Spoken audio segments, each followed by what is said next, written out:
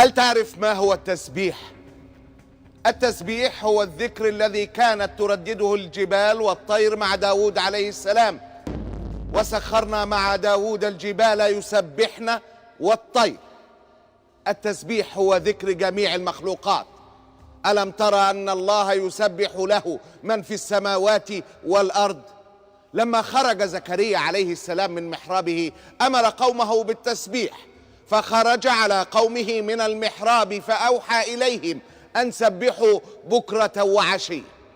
موسى عليه السلام دعا ربه بأن يجعل أخاه هارون وزيرا له يعينه على التسبيح والذكر.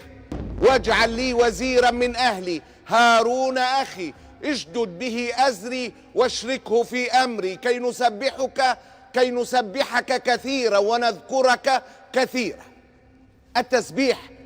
التسبيح ذكر أهل الجنة.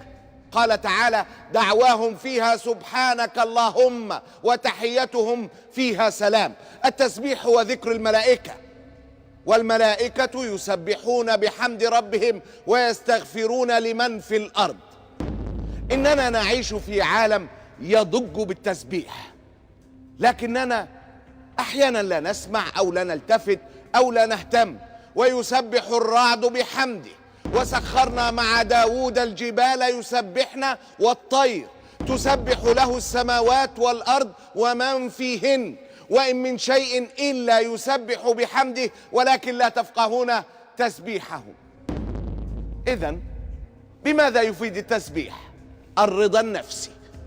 الرضا النفسي، وما أسماها من غاية أن ترضى. يقول الحق تبارك وتعالى: وسبح بحمد ربك قبل طلوع الشمس وقبل غروبها ومن آناء الليل فسبح وأطراف النهار لعلك ترضى.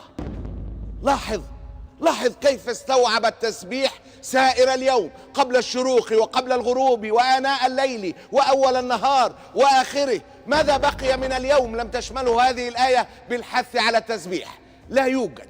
والرضا بعد التسبيح أكيد بإذن ربك في الدنيا والآخرة. التسبيح طريق الرضا، ولقد نعلم أنه يضيق صدرك بما يقولون فسبح بحمد ربك وكن من الساجدين. دواء يشفي الصدر وترياق وما أروع للنفوس. ويبقى السؤال: هل يفيد التسبيح في شيء آخر عدا الحسنات والرضا النفسي؟ اسمع، التسبيح يرد القدر بإذن الله.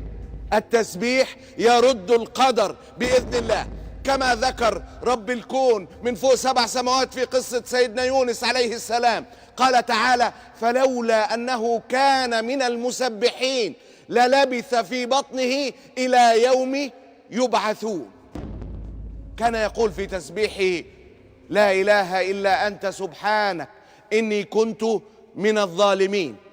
التسبيح يرد القدر بإذن الله. اللهم اجعلنا ممن يسبحك كثيرا ويذكرك كثيرا، فسبحان الله وبحمده عدد خلقه ورضا نفسه وزنة عرشه ومداد كلماته. الله غالب.